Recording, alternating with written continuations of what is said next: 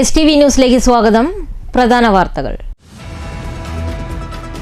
തിരഞ്ഞെടുപ്പ് വേളയിൽ പൊളിച്ചിട്ട വാടാനംകുറിശി വല്ലപ്പുഴ റോഡ് ഉടൻ സഞ്ചാരയോഗ്യമാക്കണമെന്ന് കോൺഗ്രസ്. പ്രദേശത്ത് കോൺഗ്രസിന്റെ പ്രതിഷേധ സംഗമം. ജനപ്രതിനിധിക്കെതിരെ ജനകീയ കുറ്റപത്രം വായിച്ചു. തൃശൂരിൽ വീട് കയറി ആക്രമണം. സംഭവം കയ്പമംഗലം കൂരിക്കുഴിയിൽ. അക്രമത്തിന്റെ CCTV ദൃശ്യങ്ങൾ പുറത്ത്. വാർത്തകൾ വിശദമായി.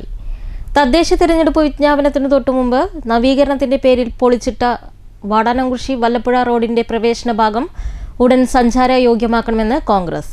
പട്ടാമ്പി MLAയുടെയും ഓങ്ങല്ലൂർ പഞ്ചായത്ത് 10ാം വാർഡ് ജനപ്രതിനിധിയുടെയും അനാസ്ഥയാരോപിച്ച് മണ്ഡലം കോൺഗ്രസ് കമ്മിറ്റി പ്രദേശത്ത് ജനകീയ പ്രതിഷേധം സംഘടിപ്പിച്ചു. വാടാനംകുറിശി വല്ലപ്പുഴ പഞ്ചായത്തുകളെ ബന്ധിപ്പിക്കുന്ന ബസ് റൂട്ട് ഉൾപ്പെടെയുള്ള പ്രധാനപ്പെട്ട പാത 2 ആഴ്ചയോളമായി പൊളിച്ചിട്ട നിലയിലാണ്. പഞ്ചായത്ത് ജനപ്രതിനിധിയുടെ വീഴ്ചകൾ ജനകീയ വിചാരണ നടത്തി കുറ്റപത്രം വായിച്ചാണ് റോഡ് തകർച്ചയ്ക്കെതിരെ കോൺഗ്രസ് പ്രതിഷേധിച്ചത്. 1 മാസം മുമ്പാണ് MLA ഫണ്ടിൽ നിന്ന് റോഡിനായി തുക അനുവദിച്ചതെന്നും തദ്ദേശ തെരഞ്ഞെടുപ്പ് മുന്നിൽ കണ്ട് പ്രവൃത്തിയുടെ ഉദ്ഘാടനം തിരക്കിട്ട് നടത്തി റോഡ് പൊളിച്ചിടുകയായിരുന്നെന്നും കോൺഗ്രസ് നേതാക്കൾ ആരോപിക്കുന്നു. ജനങ്ങളെ കബളിപ്പിക്കുന്ന നിലപാടാണ് തെരഞ്ഞെടുപ്പ് മുന്നിൽ കണ്ട് LDF പ്രതിനിധികൾ നടത്തിയതെന്നും ഇത് ജനങ്ങൾക്ക് യാത്രാ ദുരിതം സമ്മാനിച്ചതിനൊപ്പം റോഡിൻ്റെ പ്രവേശന ഭാഗത്തെ കയറ്റം വൻ അപകട ഭീഷണിയിലാണെന്നും കോൺഗ്രസ് കുറ്റപ്പെടുത്തി. തിരഞ്ഞെടുപ്പ് മുന്നിൽ കണ്ട വോട്ടിനു വേണ്ടിയുള്ള സമരമല്ല ഇതെന്നും ജനങ്ങളുടെ യാത്രാ ദുരിതം പരിഹരിക്കുന്നതിനുള്ള പോരാട്ടമാണെന്നും പ്രതിഷേധം ഉദ്ഘാടനം ചെയ്ത മണ്ഡലം കോൺഗ്രസ് പ്രസിഡന്റ് P. രൂപേഷ് പറഞ്ഞു. ഒരു വല്ലപ്പുഴയിലേക്ക് ബസ് സർവീസ് കൂടിയുള്ള റോഡ് ഇത്തരത്തിൽ പൊട്ടിപ്പൊളിഞ്ഞ് കിടക്കുന്നത് ഓങ്ങല്ലൂർ ഗ്രാമപഞ്ചായത്ത് ഭരണസമിതിയുടെ വീഴ്ച തന്നെയാണ്. ആ വീഴ്ചയിൽ ഉത്തരം പറയേണ്ടത് ഓങ്ങല്ലൂർ ഗ്രാമപഞ്ചായത്ത് ഭരണസമിതി തന്നെയാണ്. കേവലം ഇലക്ഷൻ സമയത്ത് കൊട്ടിഘോഷിക്കപ്പെട്ട് MLAയുടെ 25 ലക്ഷം രൂപ ഫണ്ടുണ്ട് എന്ന് പറഞ്ഞിട്ട് ഒരു ബോർഡ് വെച്ചത് കൊണ്ട് മാത്രമായില്ല. ആ ബോർഡ് വെച്ചതിൻ്റെ അത് പ്രാവർത്തികമാക്കാനുള്ള നടപടികളും ഈ സ്ഥലം MLAയുടെയും വാർഡ് മെമ്പറുടെയും പഞ്ചായത്ത് ഭരണസമിതിയുടെയും നേതൃത്വത്തിൽ ഉണ്ടാവണം എന്നാണ് ഇന്ത്യൻ നാഷണൽ കോൺഗ്രസിന്റെ 10ാം വാർഡ് കോൺഗ്രസ് കമ്മിറ്റിക്ക് പറയാനുള്ളത്. VP ഹാജിയാർ അധ്യക്ഷത വഹിച്ചു. 10ാം വാർഡിൽ യാത്രാ ദുരിതം സമ്മാനിച്ച് മറ്റൊരു വാർഡിലേക്ക് മത്സരിക്കാൻ പോയ ജനപ്രതിനിധി ഒരു പ്രദേശത്തോട് വലിയ വഞ്ചനയാണ് ചെയ്തതെന്നും ജനങ്ങളുടെ യാത്രാ ദുരിതം പരിഹരിക്കാൻ യുദ്ധകാലാടിസ്ഥാനത്തിൽ നടപടിയുണ്ടായില്ലെങ്കിൽ മുൻ മെമ്പറുടെ വീട്ടുപടിക്കലായിരിക്കും ഇനി സമരമെന്നും മുഖ്യപ്രഭാഷണം നടത്തിയ PM ബ്രിജേഷ് മുന്നറിയിപ്പ് നൽകി. ഈ റോഡ് യുദ്ധകാലാടിസ്ഥാനത്തിൽ സഞ്ചാരയോഗ്യമാക്കിയില്ലെങ്കിൽ സ്ഥാനാർത്ഥിയായ നിങ്ങളുടെ വീട്ടുപടിക്കലായിരിക്കും ഇന്ത്യൻ നാഷണൽ കോൺഗ്രസിന്റെ അടുത്ത സമരമെന്ന് ഈ വേളയിൽ പ്രഖ്യാപിക്കാൻ ഞാൻ ആഗ്രഹിക്കുകയാണ്. ഇത് വെറുമൊരു മുന്നറിയിപ്പല്ല. നാളെ ഞങ്ങളുടെ പ്രതിനിധി ജയിച്ചാൽ നിങ്ങൾ എന്ത് ചെയ്യുമെന്ന് ചോദിക്കുമ്പോൾ ഞങ്ങൾക്ക് പറയാനുള്ളത്, ഞങ്ങളുടെ പ്രതിനിധി എന്ന് പറയുമ്പോൾ ജയിക്കുന്നത് ഇവിടെ ഒരു വ്യക്തിയല്ല. ഞങ്ങളുടെ പ്രതിനിധി ജയിക്കുമ്പോൾ ഇവിടെ ജയിക്കുന്നത് ഇന്ത്യൻ നാഷണൽ കോൺഗ്രസ് ആയിരിക്കും.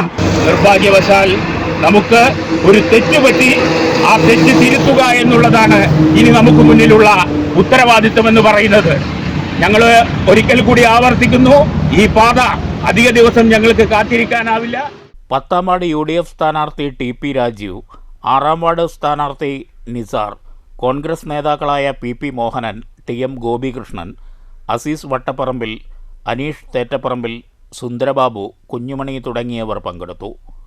News centre, Shoranur. Save Congress ഫോറത്തിന്റെ പേരിൽ തൃശൂർ DCC പ്രസിഡന്റിനെതിരെ പോസ്റ്റർ. DCC പ്രസിഡന്റ് ജോസഫ് ടാജറ്റിനെ പുറത്താക്കണമെന്നാണ് ആവശ്യം. 20 ലക്ഷത്തിന് ഒല്ലൂർ സെൻട്രൽ ഡിവിഷൻ സീറ്റ് വിറ്റു എന്നാണ് പോസ്റ്ററിലെ ആരോപണം. തൃശൂർ നഗരത്തിലെ വിവിധ ഇടങ്ങളിൽ പോസ്റ്റർ പതിച്ചിട്ടുണ്ട്. തൃശൂരിൽ വാഹനാപകടത്തിൽ LDF സ്ഥാനാർത്ഥിക്ക് പരിക്ക്. കുഴൂർ ബ്ലോക്ക് ഡിവിഷൻ CPIM സ്ഥാനാർത്ഥി തോമസ് പുളിക്കലിനാണ് അപകടത്തിൽ പരിക്കേറ്റത്. കുളൂർ സ്കൂളിന് സമീപത്തായി സ്കൂട്ടർ അപകടത്തിൽ റോഡിൽ വീണ് കിടക്കുന്നതായി നാട്ടുകാരാണ് കണ്ടെത്തിയത്. അപകട കാരണം എന്താണെന്ന് ഇനിയും വ്യക്തമായിട്ടില്ല. മുഖത്തുള്ള അസ്ഥികൾ ഉൾപ്പെടെ പൊട്ടലുണ്ടായിട്ടുണ്ട്. മാളയിലെ ബിലീവേഴ്സ് NCH ആശുപത്രിയിൽ പ്രവേശിച്ച തോമസിനെ ചികിത്സയ്ക്ക് എറണാകുളത്തേക്ക് മാറ്റി. News bureau, Thrissur. തൃശൂരിൽ വീട് കയറി ആക്രമണം. കയ്പമംഗലം കൂരിക്കുഴിയിലാണ് സംഭവം. കൂരിക്കുഴി സ്വദേശി അബ്ദുൾ മുത്തലിബിന്റെ വീടാണ് ആക്രമിച്ചത്. റോഡിൽ ഗതാഗത തടസ്സം സൃഷ്ടിച്ച കാറിൽ ബൈക്ക് ഉരഞ്ഞതുമായി ബന്ധപ്പെട്ട തർക്കമാണ് വീട് കയറിയുള്ള ആക്രമണത്തിൽ കലാശിച്ചത്. ഗർഭിണിയായ യുവതിയും 3 വയസ്സും 9 വയസ്സും പ്രായമുള്ള കുട്ടികളുമുള്ള വീടിന് നേരെയാണ് ആക്രമണമുണ്ടായത്. ആക്രമണം കണ്ട് ഭീതിയിലായ കുട്ടികൾ പനി പിടിച്ച ചികിത്സയിലാണ്. കൂരിക്കുഴി സ്വദേശി അബ്ദുൾ മുത്തലിബിന്റെ വീടാണ് ആക്രമിച്ചത്. ചന്ദ്രാപിന്നി ചാക്കുണ്ണി ഉന്നതിയിലെ ടൂൾ എന്നറിയപ്പെടുന്ന ഫൈസലാണ് ആക്രമണം നടത്തിയത്. വീട് കയറി ആക്രമിക്കുന്നതിന്റെ ദൃശ്യങ്ങൾ പുറത്തു വന്നിട്ടുണ്ട്. News bureau, Thrissur. Malabar soccer championship season 2 7 ദിവസം നീണ്ടു നിൽക്കുന്ന ഫുട്ബോൾ മാമാങ്കത്തിന് ദേശമംഗലം മലബാർ എഞ്ചിനീയറിംഗ് കോളേജ് ഗ്രൗണ്ടിൽ തുടക്കം കുറിച്ചു. ചെറുതുരുത്തി SI AR നിഖിൽ ഉദ്ഘാടനം ചെയ്തു. ഈ കാലഘട്ടത്തിൽ ഫുട്ബോളിൻ്റെ പ്രാധാന്യം വളരെ വലുതാണ്. ഇന്നിവിടെ 16ഓളം ടീമുകളാണ് വിജയത്തിനായി മാറ്റൊരുക്കുന്നത്. ഒരു ടീമിന് മാത്രമേ വിജയിക്കാൻ സാധിക്കുകയുള്ളൂ. ഈ കളിയിൽ വിജയവും പരാജയവും ഉണ്ടാവും. അപ്പോൾ നിങ്ങൾ പരാജയപ്പെട്ടു എന്ന് പറഞ്ഞ് വിഷമിക്കേണ്ട ആവശ്യമില്ല. അതൊരു വിജയത്തിൻ്റെ മുന്നോടി മാത്രമാണ്. നിങ്ങളുടെ ജീവിതത്തിലും ഇതുപോലെ തന്നെ വിജയിക്കാൻ നിങ്ങൾക്ക് സാധിക്കണം. പരാജയമുണ്ടായാൽ അത് നിയന്ത്രിക്കാനും വിജയത്തിലേക്ക് ഓരോ സ്റ്റെപ്സായി നിങ്ങൾക്ക് ഉയരുവാനും നിങ്ങൾക്ക് സാധിക്കണം. Malabar college of engineering and technology നടത്തുന്ന Malabar soccer championship season 2 November 24 മുതൽ 29 വരെ കോളേജ് ഗ്രൗണ്ടിൽ നടക്കും. സ്കൂൾ തല ഫുട്ബോൾ പ്രതിഭകൾക്ക് വേദിയൊരുക്കുന്ന ഇന്റർ സ്കൂൾ 11 സൈഡ് ഫുട്ബോൾ ചാമ്പ്യൻഷിപ്പായാണ് ഈ ടൂർണമെൻറ്റ് സംഘടിപ്പിച്ചിരിക്കുന്നത്. മലബാർ കോളേജ് സ്ഥാപനം ചെയർമാനുമായ ഡോക്ടർ KS അംസ അധ്യക്ഷത വഹിച്ചു. ഫുട്ബോളിൻ്റെ ലഹരി സിരകളിലൂടെ പതഞ്ഞൊഴുകുന്ന ഒരു തലമുറ ഉണ്ടായി വരണം. അങ്ങനെ വന്നാൽ മറ്റു ലഹരികൾക്ക് അവിടെ സ്ഥാനമുണ്ടാവില്ല. മറ്റ് ലഹരികൾക്ക് പകരം ഫുട്ബോളിൻ്റെ ലഹരി നമ്മുടെ സിരകളിലൂടെ രക്തത്തിന് പകരം പതഞ്ഞൊഴുകുന്ന ഒരു തലമുറ ഉയർത്തെഴുന്നേറ്റ് വരേണ്ടതുണ്ട്. അതിന് സ്കൂളുകളിലേക്ക് കൊണ്ട് പരിശീലനം കൊടുക്കണം. ഇതോടുകൂടി 10-16 സ്കൂളുകളിൽ നമ്മുടെ സന്ദേശം എത്തുകയാണ്.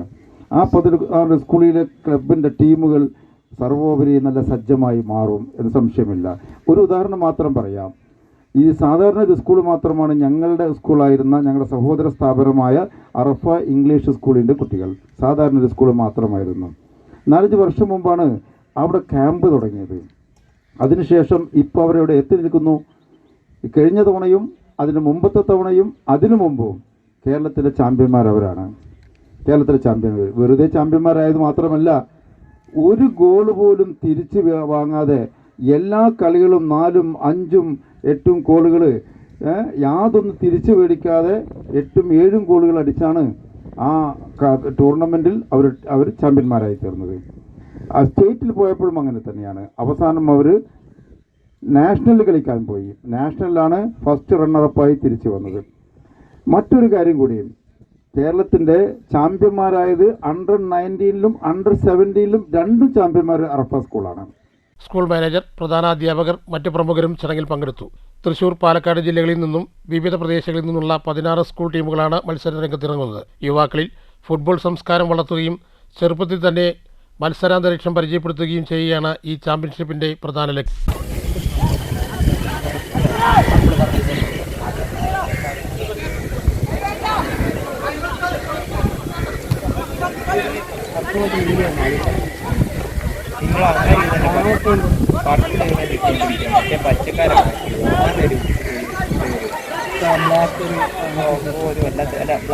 അതൊരു ഗ്രീൻ, ലൈറ്റ് ഗ്രീൻ ആയിട്ട്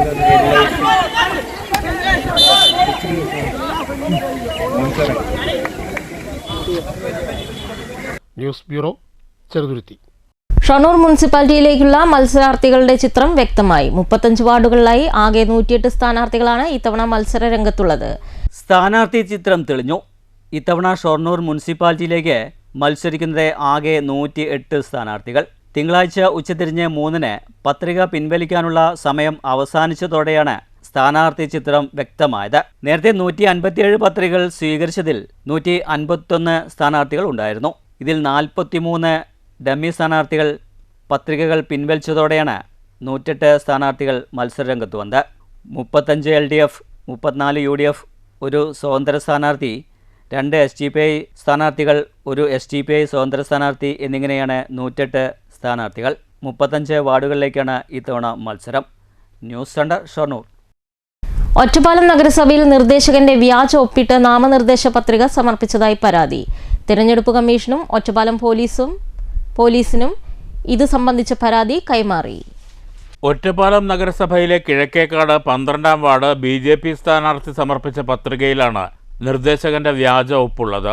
അതേ വാർഡിലെ വോട്ടറായ കരുവാരത്തൊടി വീട്ടിൽ മണികണ്ഠനെ നിർദ്ദേശകനാക്കി കാണിച്ചാണ് BJP പത്രിക സമർപ്പിച്ചിട്ടുള്ളത്. ഇത് തന്റെ അറിവോടുകൂടിയല്ലെന്നും താൻ ഇത്തരത്തിലൊരു പത്രികയിൽ ഒപ്പിട്ടിട്ടില്ലെന്നും കാണിച്ചാണ് നാമനിർദ്ദേശ പത്രിക തള്ളണമെന്ന ആവശ്യവുമായി മണികണ്ഠൻ തെരഞ്ഞെടുപ്പ് കമ്മീഷനെയും ഒറ്റപ്പാലം പോലീസിനെയും സമീപിച്ചിട്ടുള്ളത്. സ്ഥാനാർത്ഥിയായിട്ട് സപ്പോർട്ടൊന്നും കിട്ടില്ല. ഞാൻ അറിയാതെ കള്ളൊപ്പിട്ടിട്ടാണ് ഇത് ചെയ്തത്.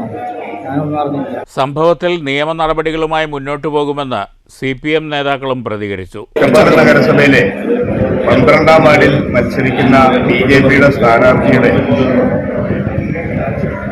നിർദ്ദേശകൻ കരുവാരത്തൊടി മണികണ്ഠൻ എന്നാണ് ആ പട്ടികയിലെ 25-ാം ക്രമനമ്പറിൽ ഉള്ള മണികണ്ഠൻ്റെ പേരാണ് കാണിച്ചിരിക്കുന്നത്.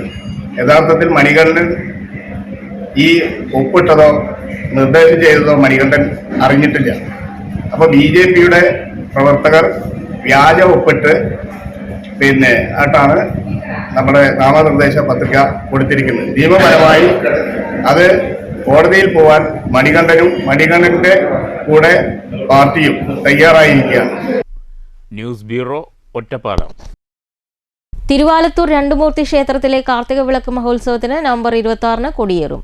2 കൊടിമരങ്ങളുള്ള അപൂർവ ക്ഷേത്രമായ തിരുവാലത്തൂരിലെ കാർത്തിക വിളക്ക് ഡിസംബർ 4-ന് നടക്കുമെന്ന് ഭാരവാഹികൾ പാലക്കാട് വാർത്താ സമ്മേളനത്തിൽ അറിയിച്ചു.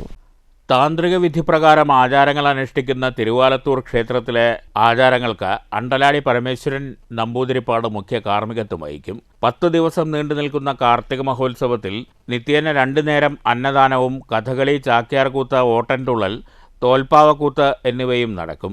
10 ദിവസവും ക്ഷേത്രത്തിലെ 2 മൂർത്തികളെയും ആറാട്ടിന് എഴുന്നള്ളിക്കും. കാർത്തിക വിളക്ക് ദിവസം നെയ്വിളക്കാണ് ക്ഷേത്രത്തിലെ പ്രത്യേകതയെന്നും ഭാരവാഹികൾ പറഞ്ഞു.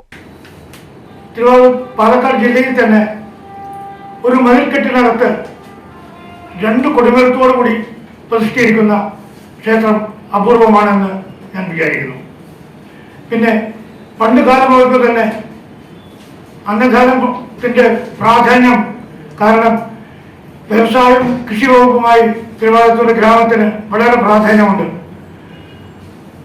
അത് കാലക്രമേണ ക്ഷയിച്ചു പോയെങ്കിലും ഞങ്ങൾ കമ്മിറ്റി എടുത്ത ശേഷം ദിവസവും ഈ 10 ദിവസം നീണ്ടു നിൽക്കുന്ന 10 ദിവസവും 3 നേരവും പ്രസാദം വിട്ട് കൊടുത്തുകൊണ്ട് ഉച്ചയ്ക്കും വൈകിട്ടും വൈകുന്നേരവും കൊടുത്തു വരുന്നുണ്ട്. പിന്നെ പ്രത്യേകിച്ച് 10,000-ൽ പരം കരിവിളക്കുകളാൽ അലങ്കരിക്കപ്പെട്ട ഈ ക്ഷേത്രം 10 ദിവസവും ദീപപ്രഭയാൽ തെളിച്ചു നിൽക്കും. കാർത്തിക ദിവസം നെയ്വിളക്കായിട്ടാണ് ഞങ്ങൾ ചെയ്തു വരുന്നത്. Secretary V. Jayaraj, joint secretary A. Aneesh Kumar, CG Sunil, K. Viswambharan എന്നിവർ വാർത്താ സമ്മേളനത്തിൽ പങ്കെടുത്തു. News bureau, Palakkad. പ്രധാന വാർത്തകൾ ഒരിക്കൽ കൂടി. തിരഞ്ഞെടുപ്പ് വേളയിൽ പൊളിച്ചിട്ട വാടാനം കൃഷി വല്ലപ്പുഴ റോഡ് ഉടൻ സഞ്ചാരയോഗ്യമാക്കണമെന്ന് കോൺഗ്രസ്. പ്രദേശത്ത് കോൺഗ്രസിന്റെ പ്രതിഷേധ സംഗമം. ജനപ്രതിനിധിക്കെതിരെ ജനകീയ കുറ്റപത്രം വായിച്ചു. തൃശൂരിൽ വീട് കയറി ആക്രമണം. സംഭവം കയ്പമംഗലം കൂരിക്കുഴിയിൽ. അക്രമത്തിന്റെ CCTV ദൃശ്യങ്ങൾ പുറത്ത്. ഈ വാർത്താ ബുള്ളറ്റിൻ അവസാനിക്കുന്നു. നമസ്കാരം.